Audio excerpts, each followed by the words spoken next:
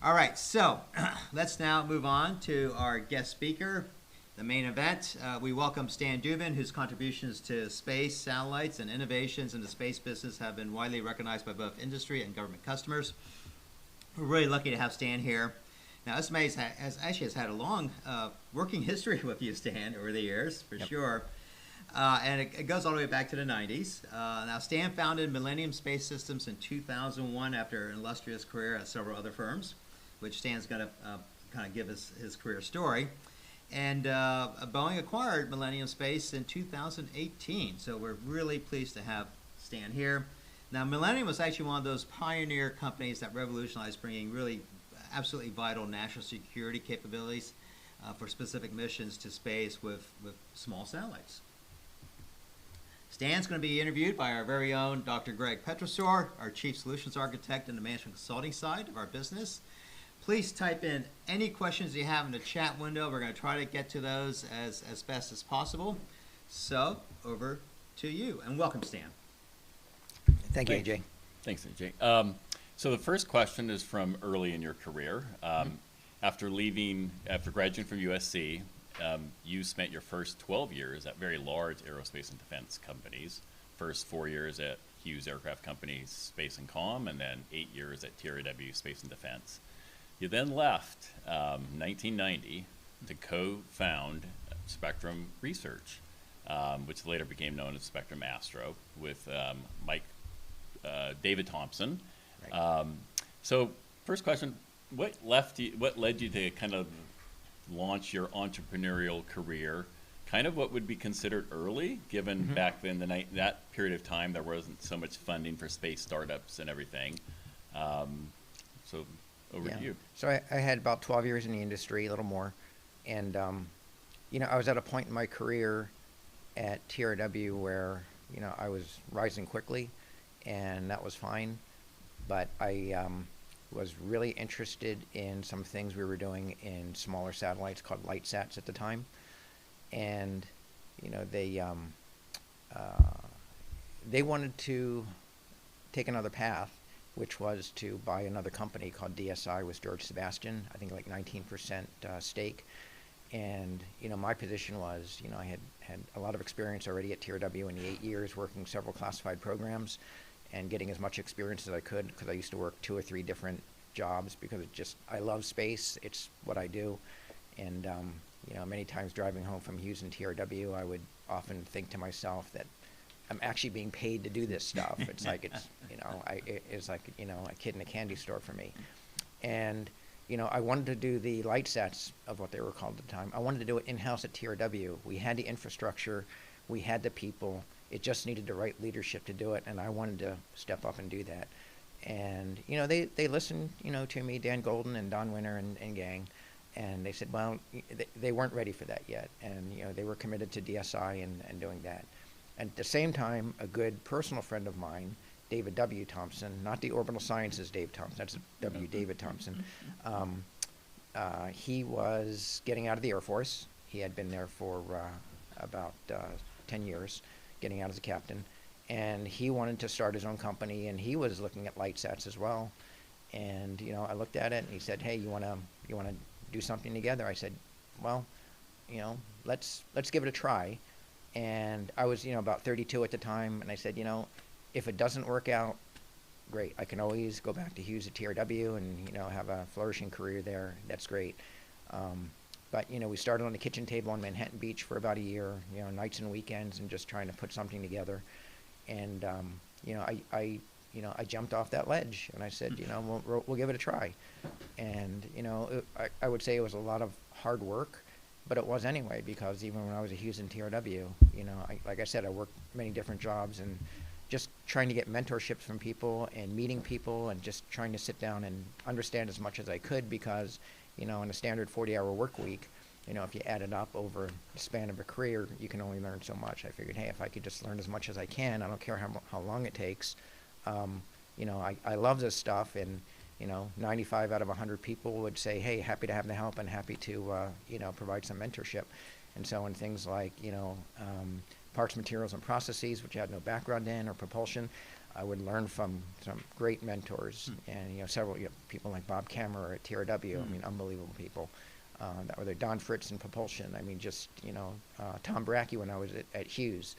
People who were just phenomenal in their field, and so I and at TRW and Hughes I worked big satellites, and we're doing some studies on small stuff. But there are a lot of lessons learned on what to do and what not to do. And I took those lessons learned, and the thing at Spectrum was, okay, for right now you're done learning. You got to take everything you've learned in the past and just apply it and move quickly. And that's what we did at Spectrum Research and then Spectrum Astro. And I did that for about 11 years. Quick follow-up on that. When you first jumped off that ledge and joined Spectrum Research full-time, was there funding in place? Or did you guys have contracts, or not for the first year? So, like I said, it was nights and weekends, just trying to pull things together in terms of being putting in some infrastructure and writing proposals and looking at different customer sets. So the first year was basically no funding, and then we got our first contract, which was a study contract out of DARPA with Colonel Ed Nicastri and Lee Dimitri. And it was for a modular bus in competition with GE Astrospace at the time. And we leveraged that into doing more work, and the COTAR that was on that was actually our customer with the Ballistic Missile Defense Agency organization, which became MDA, to fund our first 3 satellites, which was Misty 1, Misty 2, and Misty 3, and it was no looking back from there. On to Sibber's Low, right? On to Sibber's Low in the in the late 1990s. Bigger.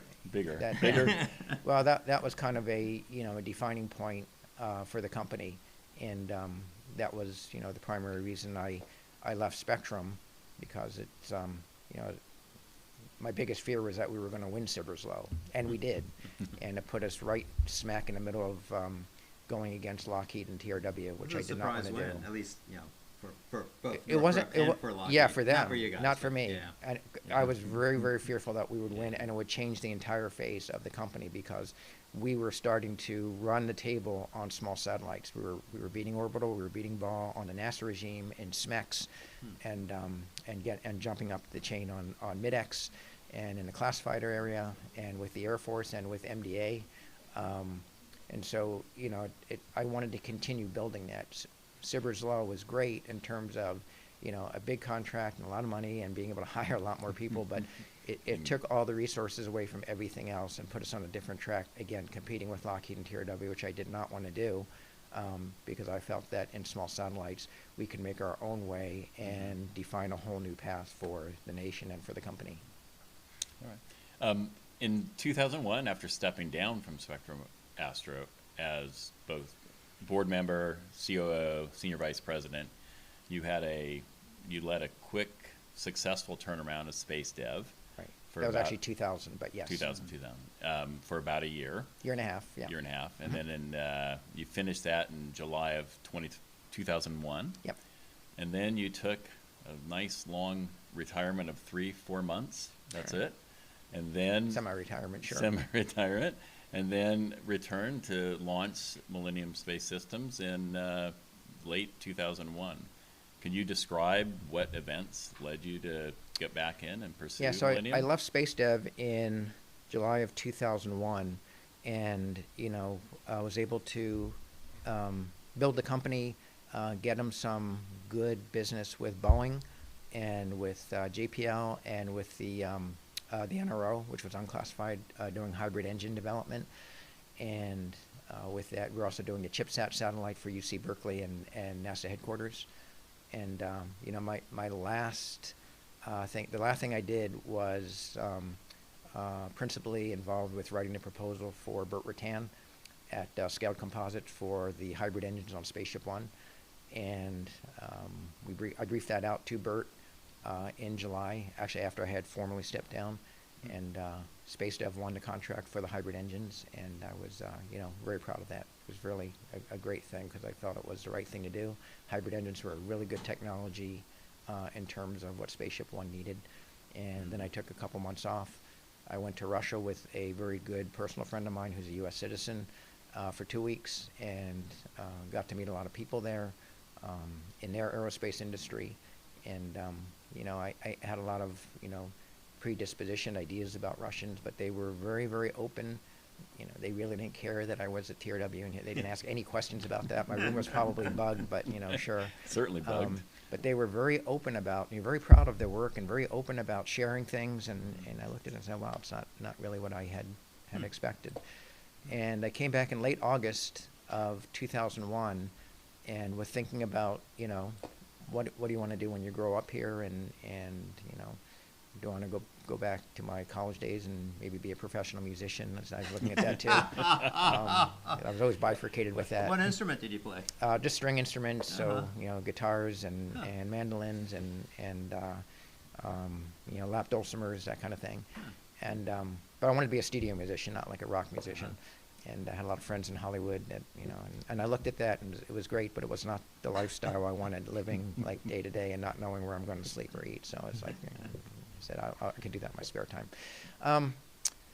But 2 weeks after I got back, 9/11 hit. And that was, that was kind of a big inflection point for me, and I'm sure for the nation and the world.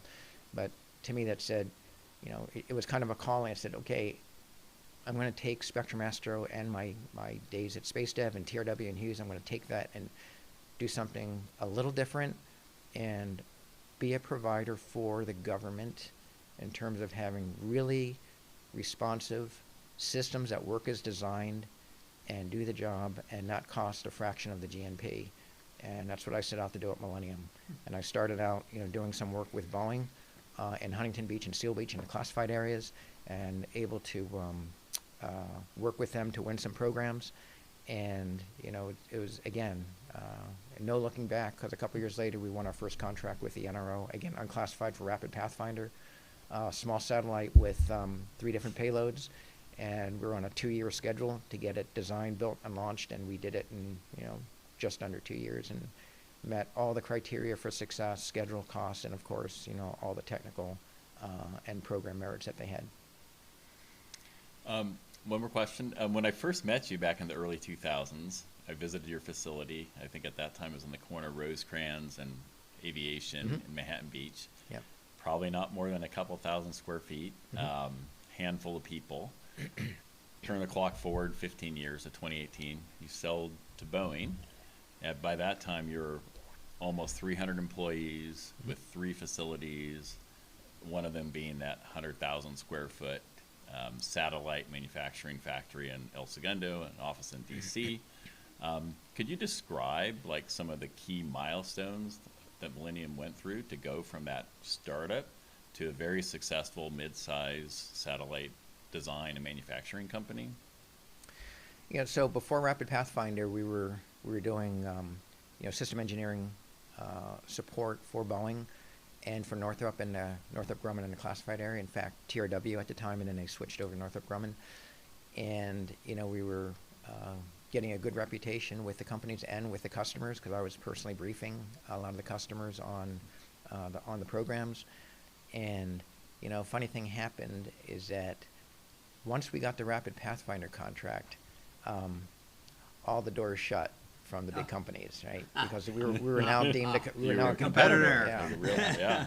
And especially with a target on me because of Spectrum Astro before and Space Dev, and so we did Rapid Pathfinder, and that was like one of the major change points. After Rapid Pathfinder, we launched everything. It was successful. It was like the silence heard around the world, because nothing happened after that. And I kept telling our people at Millennium, I said, look, there's going to be a delay here, and the floodgates are going to open with new business, but people need to understand, like, what just happened, right? This hasn't happened before. What just happened here? And it took about a year, and we had some other contracts with classified folks that was able to at least keep the staff in place and facilities. Yeah. And we launched Rapid Pathfinder in 2011. In 2012, we got some new contracts and other classified contracts for flight builds, and it just took off.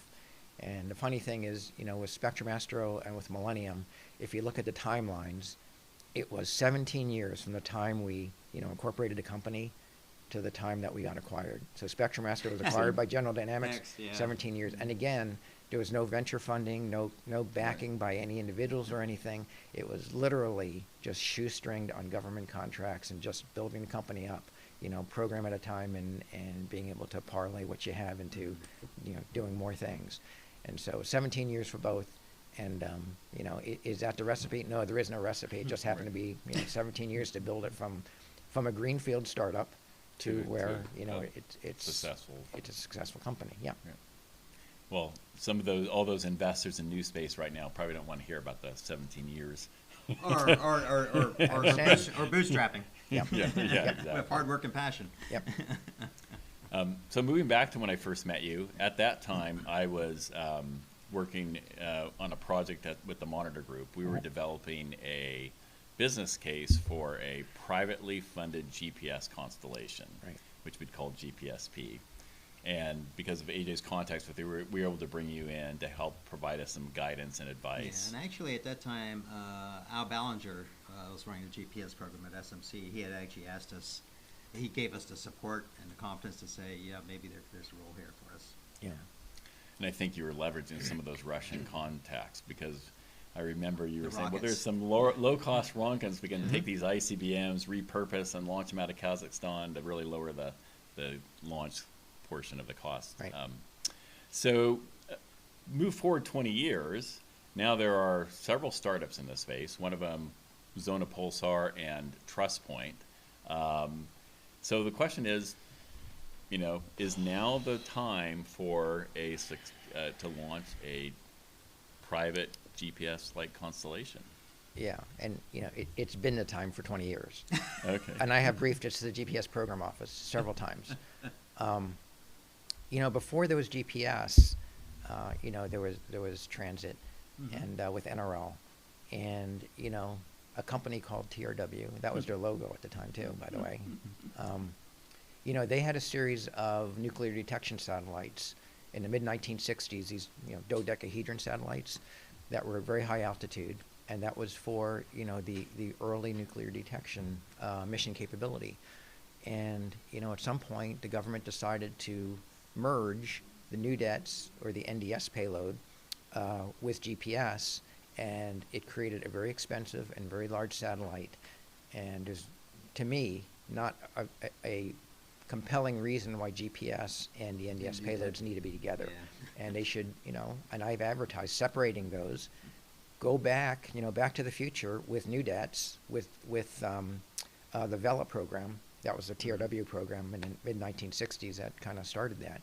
Go back to the Vela type program and have a whole constellation of small, very affordable satellites for nuclear detection.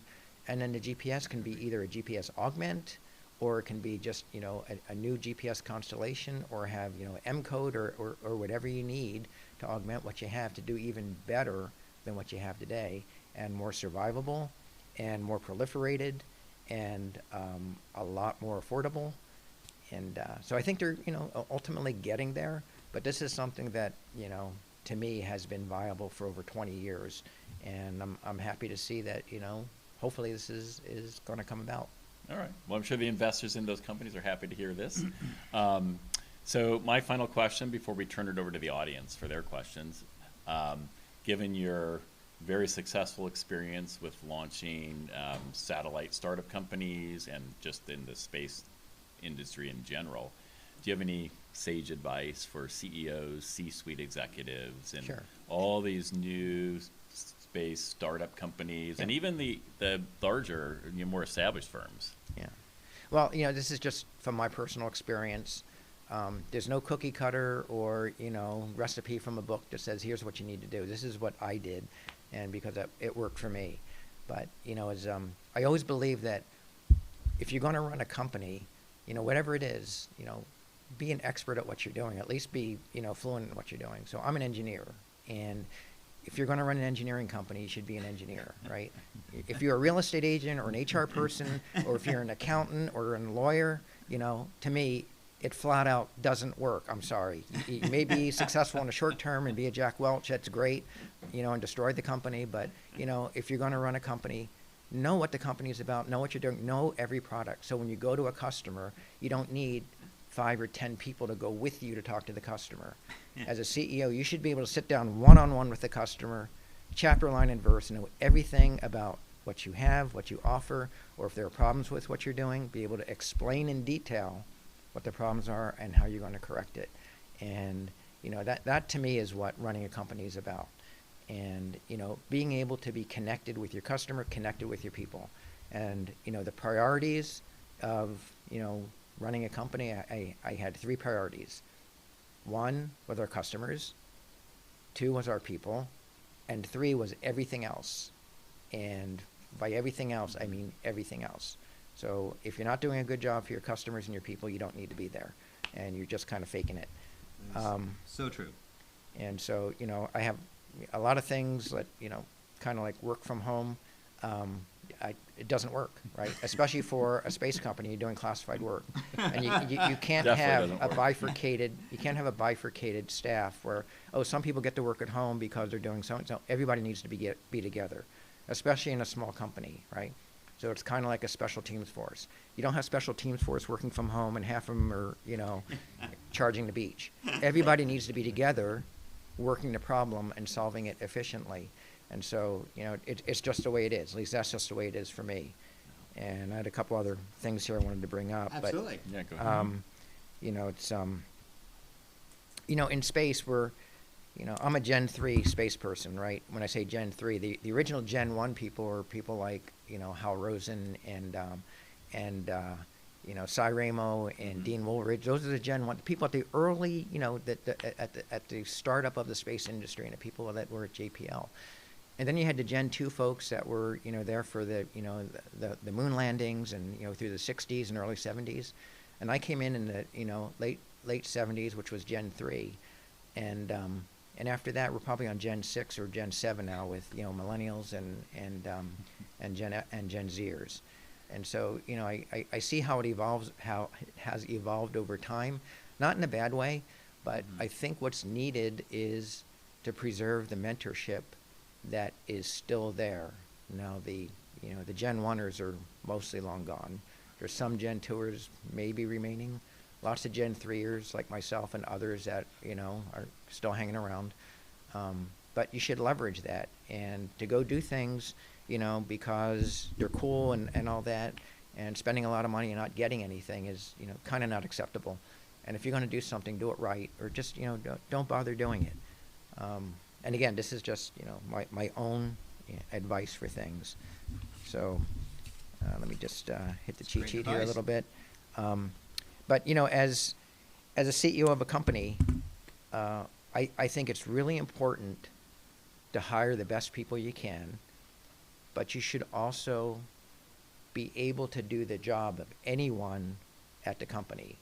And whether that's sweeping the floor or taking out the trash, it doesn't matter. You should be able to do anyone's job, at least temporarily, because if they don't work out, you're not left in the lurch. And I have, you know, done thermal analysis because, you know, someone didn't work out for a couple weeks until you can find someone. But the thing is, you want to be able to provide constructive criticism and help people do a better job. And if you don't understand what they're doing, then you really can't do that, and you're just a manager. You're not a leader. And if you want to be a manager, there's lots of big companies you can go to and manage people, not know what they're doing, and just smile and you know, kind of do that. But it doesn't work, especially for a small company. So, you know, you need to be connected like that. And, you know, as far as, you know, being technical, like I said, it's important to stay technical if you're heading a technical company and be fluent in it and understand what your customers need and be able to sit down with customers and explain what you can do to help them understand their needs, and not just, you know, say here's an RFP and you know, just do it per the RFP, but come up with real solutions that maybe others haven't done or can't do or won't do. And that was always the interest to me. Not just banging out, you know, 30 satellites or 50 satellites and build a print. That's great. Anybody can do that. Technology is there today. But to be able to do missions and capabilities that haven't been done before, and, you know, that's kind of the draw of, say, the NASA world, where you have PI-led missions of astrophysics and heliophysics and earth science, of doing the next generation science that hasn't been done before, like finding life on Mars. How do you do that? It's not just a cookie cutter space. You have to figure out, what missions and payloads and capabilities you need and build it from there. And you have very smart people in the science community called principal investigators that do that and lead these teams. So, and one of the questions that always comes up is like, venture funding versus, commercial and government. And, I think you kind of need to pick a path, right? And if you're in the venture community and you're venture back kind of thing, and that's fine. But at some point you will be bifurcated because, the government, Uncle Sam, isn't interested in your investors and selling for 5x or 10x in a year or 2 years. They are not interested. They want you to be there for the long term for them to provide capabilities now and the future if you do a good job.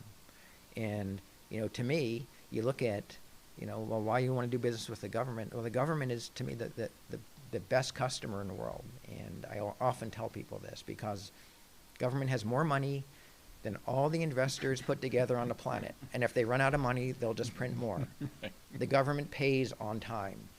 They never pause. And if you're a small business, you can get, per the FAR, you can get paid every 2 weeks. Yeah. And in this country, maybe not others, but the government cannot take any ownership of your company, unless you're General Motors. But government can't take any ownership of your company. And so you get to run the company. All the government asks is that you do a good job. And if you do a good job, you'll get more work. Yeah. It's a pretty simple thing. But, doing the work is hard. And you have to have good people, dedicated people, and you have to take care of the people. And taking care of your people is really important. And what do you mean by taking care of the people? So at Millennium and at Spectrum, just as an example, our benefits package, our healthcare benefits, we had what was called the Cadillac plan, right? So we paid everything. I didn't want people to have to worry about, co-pays and out of pocket and all that.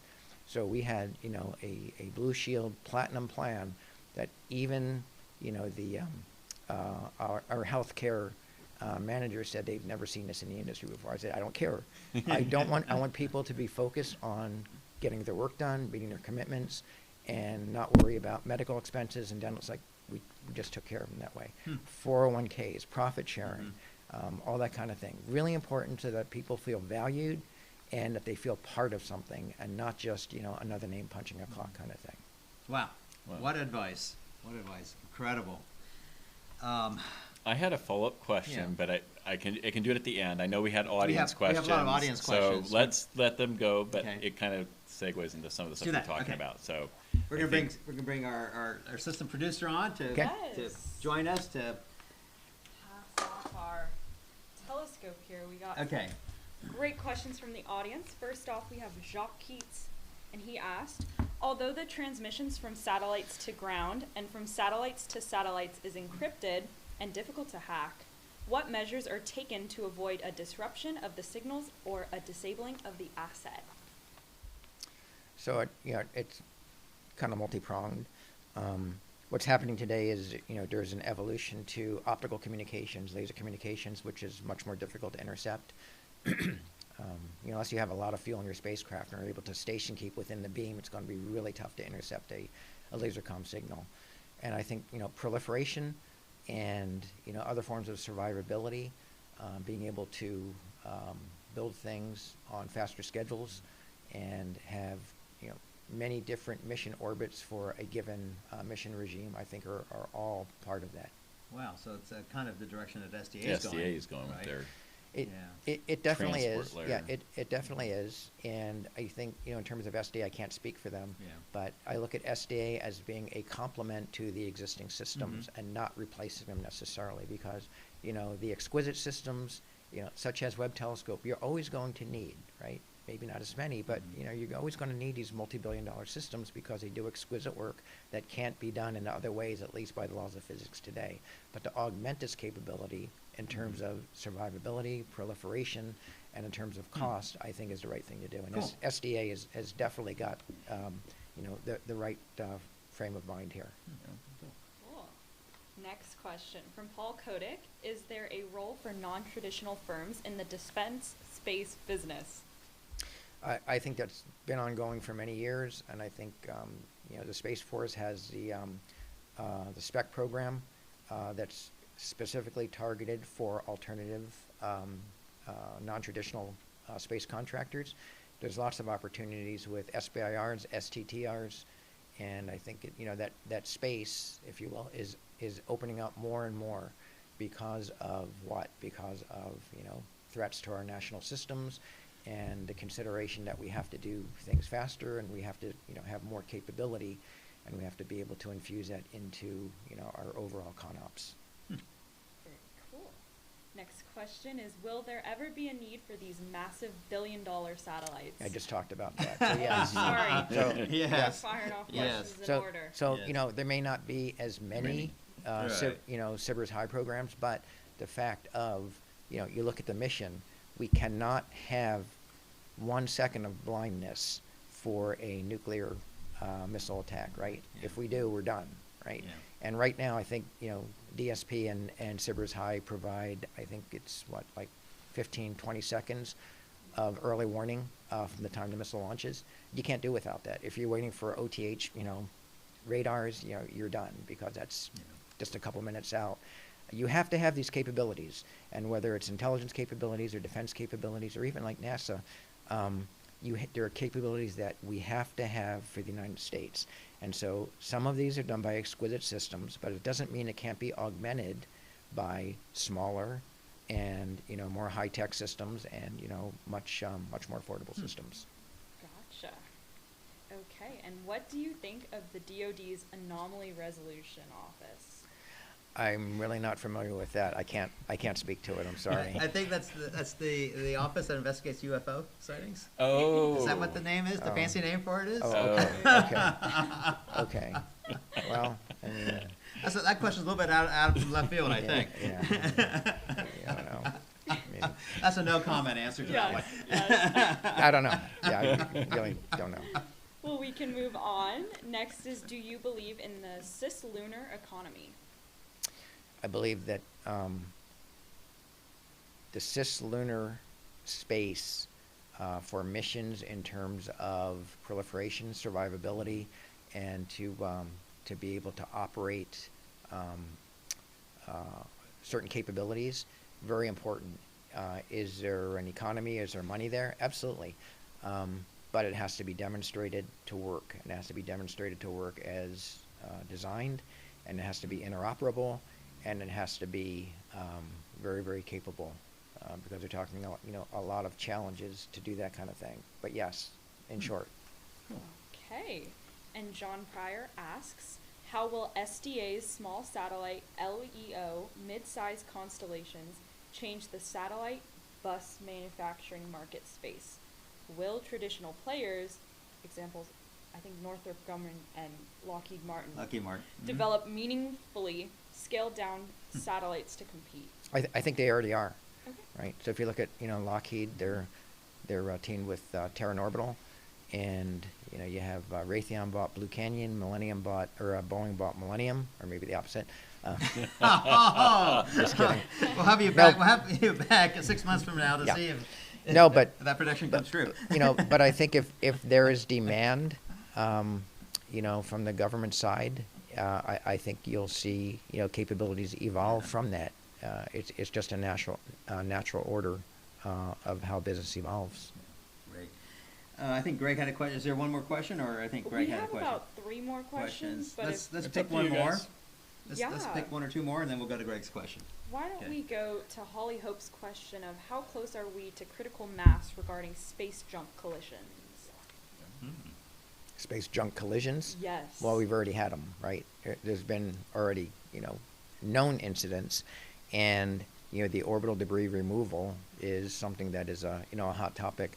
Different ways to do that, and some are very expensive and very large. Some are pretty cheap. We demonstrated one of those at Millennium Space with a drag racer program of just being able to deploy a simple tether that adds a CD over alpha and increases the drag, so you come down much more quickly. But collisions are inevitable, and the more satellites you have up there, whether it's Starlink or OneWeb, collisions are going to be inevitable. And, we do need to proactively think about how we're going to avoid that and be able to have, maybe onboard systems of collision avoidance rather than the way they do it today through, through Space Command. Very nice. And then I'll go with the last question of Alan Berman. Why will Blue Origin be successful in the NASA human landing system effort with Lockheed and Boeing as a team members? If old space companies are needed, are they just not able to lead significant efforts? That's an hour discussion. At least. Only Alan could ask a question like that. Yeah. But I would say, take a good look at the phenomenal job that SpaceX has done in really changing the entire face of the industry over a few short years, and much needed capabilities and just changing the entire pricing structure. I mean, being able to get a couple 100 kilograms on a ride share for very cheap is just, it changes the entire structure of how space is done. And really have a lot of respect for what SpaceX has accomplished over just a short period of time, because they started about the same time Millennium did. Yeah. Indeed. Well, thank you, Sophie. Well, thank Great you. questions. Some very interesting questions. Greg? All right. So, given your Gen 3 space, and now we're in Gen 6, Gen 7, I think you've got a lot to offer to the current generation of all these new startup companies in this area. And you're kind of approaching the end of your sunset with the ability to go work in the industry. Yeah. Do you have any thoughts on what's next for you as you There are some things that you can talk about? Yeah, there are some things I wanted to do for a long time, and really weren't doable. Mainly in the classified arena. Mm-hmm. And I think, given the tech that's available today, and the ability to reduce the size and the cost of satellites, I think it may be at the point where things like that are doable. And I have not discussed anything with anybody yet, because I'm still under my non-compete agreement with Boeing. But I have some ideas on where to take things, and so we'll see how that goes. All right. Greg, are you thinking of starting a space division at SMA? Yeah, we got a spare office right next door. We do. But it's a bit of a commute. Yeah. Okay. So Yeah. Have you thought I about? think we'd have to be up in the South Bay. Have you thought about becoming a professor of practice at like USC or UCLA? Yeah, I'm good friends actually with Dave Barnhart. Oh. And Dave Barnhart runs the CERC at USC ISI. Yeah. In fact, I'm going over to meet with them tonight, and he has an office here in Los Alamitos that they just opened. And so, I've had opportunities to be on university staffs. I'm not ready for that just yet. Okay. Maybe in the future. You got more to offer to the industry first. What's that saying? Is that by the time you become a professor, you can no longer do what you're teaching others to do? Is that what the saying is? Something like that, yeah. Well, wow, what a fascinating story. We'd love to have you back, Stan. It's just a great advice for existing CEOs like myself and aspiring CEOs. And so, well, thank you. Thank you, Stan. Thank you very much. Yeah. Thank you, Greg. Yeah. And